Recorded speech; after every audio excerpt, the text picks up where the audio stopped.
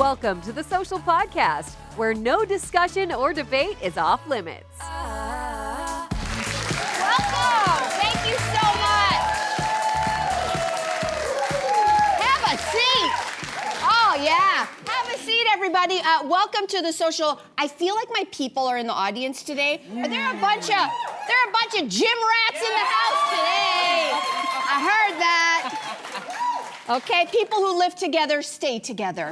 Yes. That's what I say. Welcome, welcome, welcome, welcome. We'd also like to welcome to the show comedian and playwright Robert Watson on the panel. Yeah, thank you so much for having me. Oh, it's great to be here. Welcome. Love the decor. It's a little bit, looks a little bit summery out in the... A little summery out there. I'm sure that's going to catch up soon. It really is. Yeah. We love that you're dressed for the holidays. Oh, so thank you. I definitely gorgeous. aim to please in the holiday season. You ready to dive in? Oh, yeah, let's do it. Okay, let's do this. This is a big story, guys. Our most decorated female Olympian, Penny Oleksiak, has been suspended from competition for 2 whole years. This is over a testing rule. So to be clear, she has not tested positive for any banned substances. But athletes, I don't know if we all knew this, they have to let officials know where they are going to be for anti-doping, what they call spot tests. Okay, spot tests. And the International Testing Agency says that Oleksiak failed to provide her location 3 times. 3 times in 12 months, you're out. So this means Penny will not be back in the pool training with the team until about a year before the next Summer Olympics. Let's react. She's our golden girl. I know. What is this? I'll tell you something. I don't know where you guys were when you heard the news, but we were actually live doing the show, and Kwame, my trusted news anchor, came up to me and was like, Penny Oleksiak, doping. And I was like, oh no, here we go. Another one of our athletes disgraced, trying to cheat the system. And then when I got home and I actually got a chance to read the news, I was like, wait a second. First of all, this organization needs to take the word doping out, because as soon as you hear that word, you immediately think that she did something wrong. And then I started to think, listen, I know there are rules, and I'm not here to tell them how long the rule should be or how long the ban should be, but 2 years sounds like a very long time. And I immediately thought about how financially she's gonna get through the next 2 years, because as we know, Olympic athletes don't make a lot of money. According to a story in the National Post, they make between $5,000 and $23,000 a year. Now, I know she may have some sponsors, but are sponsors willing to stick with her for 2 years until she gets back in the pool? I just think it's a little harsh, and I'd like to change the wording. The word doping needs to come out, and perhaps, you know, an administrative breach would have been a little bit better instead of us all thinking that she was guilty of doing something bad. That's a great question. Right? There are more questions than answers in this story, and I wish that Penny was here and we could ask her, because here's the thing. Penny has been a competitive swimmer since she was 9 years old. And a lot of her teammates who are speaking out are saying, we know what the drill is. This is the drill very young and very often for all of these athletes. So they know the drill. She's 25 years old, so she knows how she has not become the best Olympian in Canadian history by messing up like this. So I do have questions, like missing 1 doping test, okay, you were stuck in traffic maybe. Missing 2 doping tests, okay, maybe someone's not scheduling you very well. But she missed 3, and she's never had a slip up that we know of in her whole career. So I have more questions, like, is she okay? Or where is the blame to fall on this? Well, at the same time, like, these rules are in place at this level of sport because there are people that try to cheat. You know, there's a long history of people trying. I mean, look at Russia's cheating scandals over the years. They're there. So these rules are there because they need to keep the integrity of the sport. And I know I've made unintentional mistakes that have had big consequences, and I'm sure we all have. Any? No, I'm oh just gosh, kidding. not today. I'm just Not today. Not today. We'll keep it about Penny today. But that's exactly what I think. This is unintentional mistakes that have happened, but there are consequences. But I do feel like she is taking this with grace and poise. Well, you don't think that 2 years is really harsh? I do think that it is a bit harsh for what I would call an administrative. But I mean, these rules have been put in place because of something that's happened previously. I actually didn't know. I found these rules. I had no idea that every elite swimmer must provide windows of daily availability so that they can be randomly tested. I don't know. You mentioned that she started swimming at 9. She won her first Olympic medal at 16. She's now 25, 26. 25, I just think about myself when I was in my 20s, like what I liked when I was 16 or 9, or what my parents told me I was getting into, changed radically by the time I was in my 20s. What was I interested in my 20s? Like going out and like sleeping in with my boyfriend and like, you know, like having just like days that were unscheduled. Do you think she's checking out?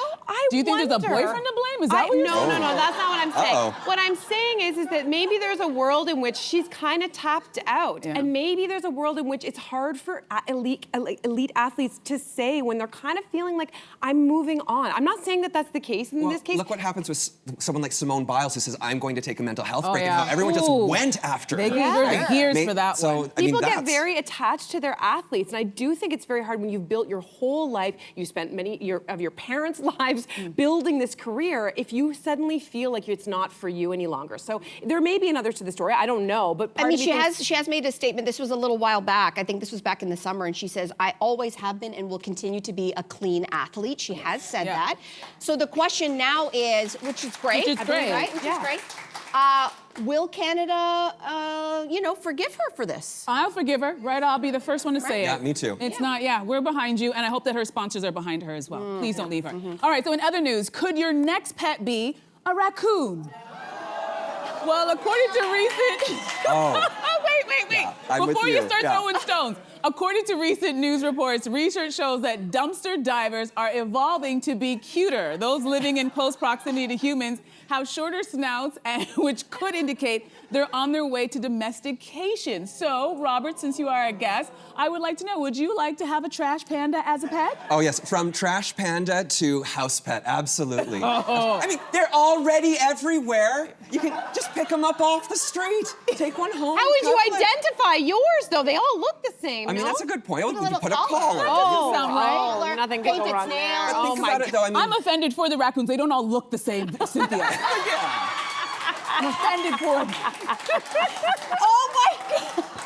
I will say a few summers back, it was summer, it was becoming like dusk, and I had accidentally left my door sort of ajar, and I thought I was upstairs, I got on a call, and I was like, I better go downstairs and make sure that door didn't open. I come downstairs, not only is the door open, but I see this little cute furry butt walking out the door. So it was in my house, and in that moment, I did think for a moment, maybe we could, but listen, they are nocturnal. Have it as a pet? They're nocturnal animals, so that I think it's just like a non-starter right there. They have completely opposite hours as us. Plus, has anyone ever seen a raccoon who's going through distemper? They're like drunk and crazy, and it's not a good look, and they tend to get that. So I think no to the raccoon as a pet. Absolutely. Okay, can we just... Those are wild raccoons that get distemper. You think your raccoon that you're taking into your home, Well, they're not get it gonna its stay shots. in. I'm a baby. Get it its shots. They're so clean. Have you seen them wash things with their They cute do little wash their hands? Yes, They're you're not clean, wrong. they're You're not clean. wrong. But I just want to state the obvious, all right? Hamsters, mice, rats, snakes, birds. These are things that people already have as pets in their homes. Why is a raccoon such a stretch? It's just a little slightly bigger version than your average house cat. I don't get it. If anything, it might be more useful of a pet because it at least will get rid of the trash. You could eat it, or it does have that thumb it could use and throw the trash out. This could be a win-win, and they're free. Have you seen how much they're charging for pets online? They are so expensive. A raccoon you could get for free. Oh, no? my Right God. out of the trap. I'm fighting for the raccoon. Let's fight for the raccoon. I'm with you. I'm fighting for them. I don't want one in my house, though. Just so The ones in my neighborhood are so scary. And you know what? They're gonna talk to each other, and then you get one, and then all of a sudden they invite the whole gang in, and then there's a bunch of cute ones at the window going, take me, that's my mommy, take me. I'm so terrified by this. I just feel like there are some, and listen, we already domesticated the wolf, it became the dog, we domesticated the thing, it became the cat. My house is not Noah's Ark, and I don't want any business with any of this. Come on, Okay, leave the Melissa, raccoon just throw down a dog bed and let it happen. God. Okay, The Cut has a piece about women who choose to quietly quit their marriages rather than going through the drama of divorce. They don't want the stress of splitting up assets and time with the kids, and instead are just emotionally disconnecting from their partners. So, Robert, what do we think about this idea of quiet quitting? Is it in a marriage? Is it acceptable? I mean, I don't know about that. My husband has told me that if he were ever going to quit me, he would be very loud about it. Oh. So I don't know about quiet quitting for my relationship, but I do understand that there are women that don't feel appreciated in the home by their husbands, and there may be financial considerations. You know, divorce is expensive. Yes, it is. And maybe he's tolerable, and so they just start concentrating on other parts of their life. Is that sad, though? I mean, it is sort of sad, it is but sad. I do see it happening. Yeah, I mean, in my mind, it's interesting because the article said particularly women 40 plus. So that's an interesting thing. Like, what happens at that point if you've been married for a while? absolutely, if you've got kids and you don't want to sort of blow up the family dynamic and there's finances, you're accustomed to a certain lifestyle. I've certainly seen when people have gotten divorced and you're going to downsize your life, you have to sell stuff, you're in a condo instead of the house, you lose your friends. But I also get the idea, not that I would do this ever, but women are really good at filling the void if there is something missing at home. We've got great girlfriend groups, we've got great gym groups that we hang out with, We've got great family, What? I was gonna say, well, we've got great toys. We got great toys. Sure. So thank you for that. So I think women are really good at filling the void. I just hope that this woman in this story would go to the husband first to say, listen, I'm not happy, can we do something about it? I think if he dismisses her, well, look out.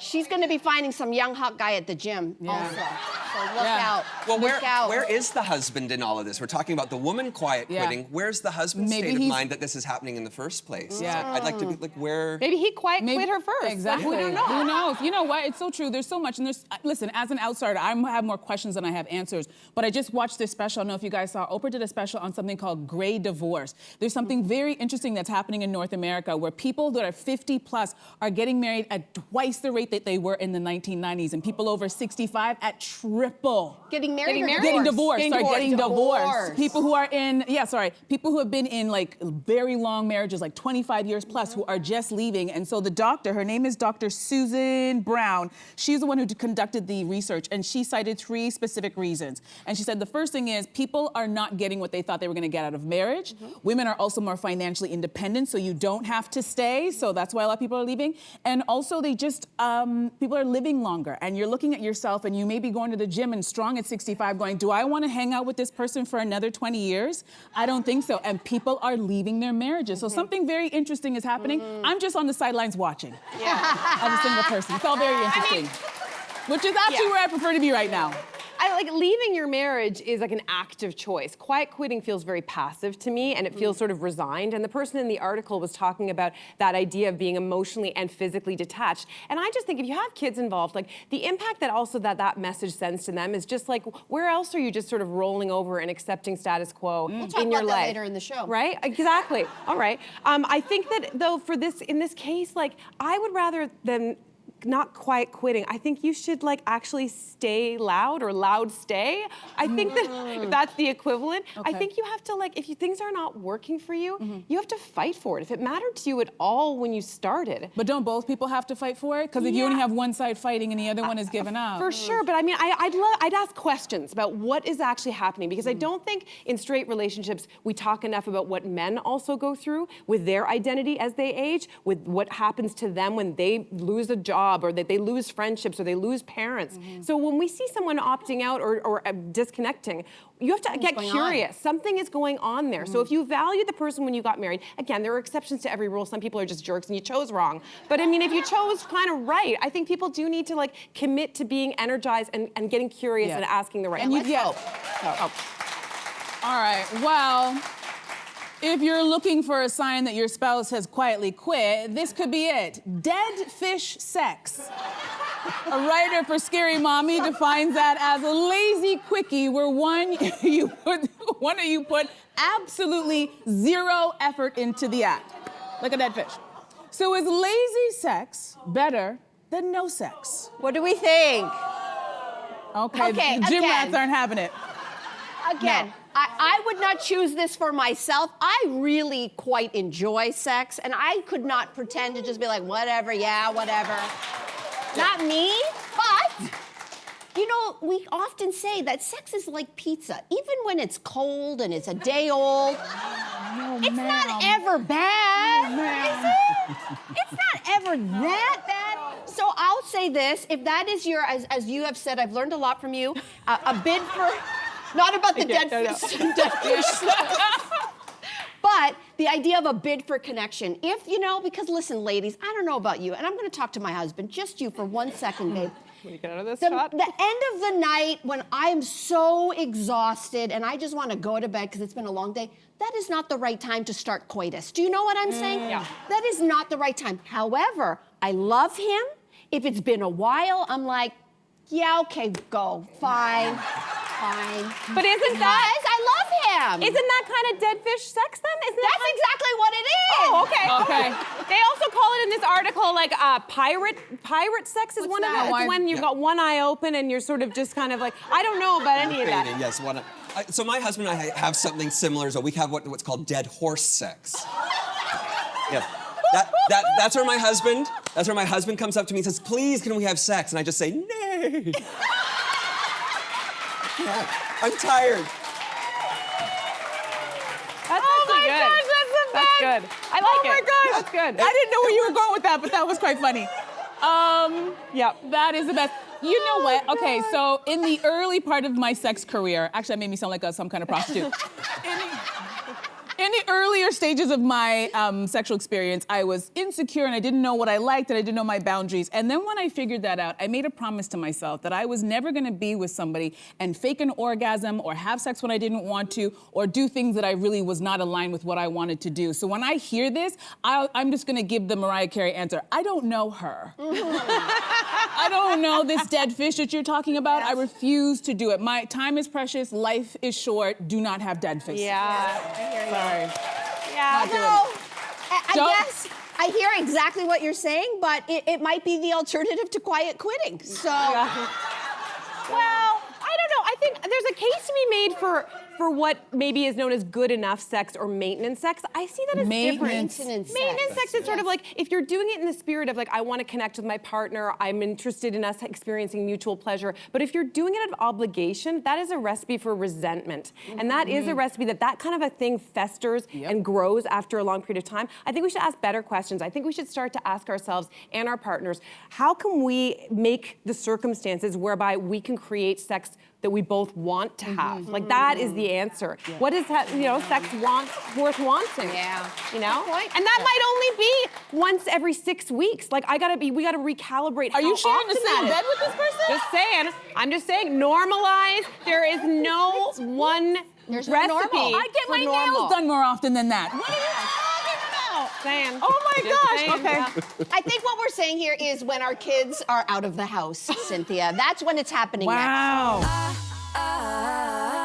All right, so performer Doja Cat, she has some words for her fans that are complaining about her new tour after people pointed out that the lack of visuals, structure, outfit changes in the show, etc. They were not happy about that, and Doja Cat brushed them off saying, quote, I make music for people who enjoy music. I'm not a Broadway act. So Robert, is this criticism, is the snapback fair? Well, my first question is how much were tickets for it? Because concert tickets are expensive these days. If I'm shelling out $300, $400 for a ticket, yeah, I'm gonna want a bit of show. I'm gonna want a costume change or two, maybe like some fireworks or something like that. But especially if I'm going to a show and I'm a fan and I've been to her last concert and now I've gone to this concert and it is not up to par with what I've seen previously, yeah, I'm gonna have some words about it. Maybe I'm not gonna be as mean as some of the people online to poor Doja, but I'm gonna be like, hey, yeah, I'm gonna think twice maybe before going again because you're sort of breaking a trust with me now. Yeah. I mean, that's how, especially when the tickets are expensive. Like if they she's like, okay, they're $50 down. It's just me and a microphone. Okay, fine. Fine with that. Yeah, But yeah, and it's not otherwise- like, and she's doing big venues. It's not like she's doing a small venue where you might see things pared down. I think that the problem is actually not Doja. I actually think it might be fans. Yeah. Well, Listen, and I'm not saying we're wrong. We are so lucky to live in the era of the Eras tours, Taylor Swift, Beyonce, Renaissance. When I went to the Taylor Swift show with my daughter, this is our footage. This is one of her opening songs, and the one thing that took my breath away was how huge her set was. And she actually talked about this a lot. She had 90 big rig trucks to move this set city to city. The budget alone for her sets and moving them around and logistics was $30 million. So I, as a fan, come to expect that. Anybody who went to the Renaissance tour, personally, I got really excited when I saw a 6-story horse on stage. This was at the Renaissance concert. So this is what Doja Cat is up against. These artists have trained us as fans that if we shell out big money, we want big show. Now here's the sad part, and I wish Doja would talk about this. This is expensive, and maybe Doja cannot afford that. She can't afford. Katy Perry's on tour tour right now. She's grossed $80 million, which is a lot of money, but it's not $2 billion that Taylor made. So and she's just skipping around the stage. And she's just skipping around the stage. Do you know what I'm saying? Is it's expensive to expect. You just named off, though. You just named off Taylor Swift, Beyonce, Katy Perry. I can't remember who else, but they were all women. And it's interesting to think about the fact that we are doing this, we're expecting this, but from who? The Rolling Stones can continue to tour, and maybe Mick Jagger changes the jacket, right? Yeah. Why are we being Is that the kind of performer they are? I don't know. I don't think so. You just named a whole bunch of big women. Yeah, but they're performers. They are show women. Who is the equivalent? I mean, maybe Michael Jackson back in the day. Or Timberlake. Justin Timberlake. I heard he doesn't do much. I heard that Justin Timberlake and he got complained about by his fans too. Okay. And then he came out talking about how he had Lyme disease as the reason why he wasn't giving all that he could at the concert. So you're absolutely right. There may be other things behind what's going on for these artists to be able to put on the show that we want. I really don't like it. I think shame on those fans. If you're calling yourself a fan, it's actually quite questionable, because I'd ask you these questions. Was she on time? Did she sing all of your favorite hits? Did she dance? Because I know she's a phenomenal dancer. Did she hit every 5, 6, 7, 8? Right? Did you see those photos? Did she really give when the concert was over? Did you feel like she left everything on the stage? That's what's important. Do not compare other artists. To your point, she doesn't have the same budget, but she has the same heart. She loves her music just the same. So I think that people have to calm down. And the idea that you've left a concert where this artist gave you everything that they could, and then you're going online to complain about like costume changes, to me, I'm like, you're not a fan. It feels like you're a hater who just went to see what she was gonna do. Because honestly, I went to Beyonce, right? And then I also went to Janet Jackson in Vegas, and you know what? It's not the same concert, but I didn't leave Janet's concert going, it wasn't like Beyonce. I left her going, Janet left it on the floor. And that's all that matters. I think the comment section sometimes gets me so riled up. Just press pause and be appreciative that she was there, she was on time, and she gave a good show. Speaking of shows, Robert, you have a comedy show that you are doing, and it is called, hold on to your seats, Gay AF Christmas Spectacular. Okay. Kids, if you don't know what AF stands for, look it up. It means and fabulous. And fabulous. There you go. That's what it means. What is this show all about? So the show Gay AF Christmas Spectacular, it is just a lovely comedic roast and toast of the holiday season. And we've been going for 6 years now in Toronto. Wow. That's happening on December 3rd next week, but we've also expanded this year. We're going to Vancouver on December 11th, and then to Victoria on December 14th. Some of the best comedians in the country are on the show. We just, so many jokes, some very dirty Christmas parody songs. Okay. Definitely, it's a 19 plus kind of thing. Yeah, I like that. That's all I'm like, oh, it's dirty Christmas. Yes. Oh, it is always such a great time and always sells out. So get active. Are there costume changes in pyro? We just need to know. Fair enough, but the tickets aren't $500. Okay, I will say perfect. they are well priced. Perfect. Robert, good luck with the show, and thank you for joining us first time on Thank you so much. Thank you. Thanks all of you. So great. Okay, you heard Robert. They sell out every year, so the ticket information is on the screen right now. If you go to the link tr.ee/gayafcomedy, that is where you can get tickets. Subscribe to The Social Podcast so you don't miss a fiery debate. Until next time, socialites.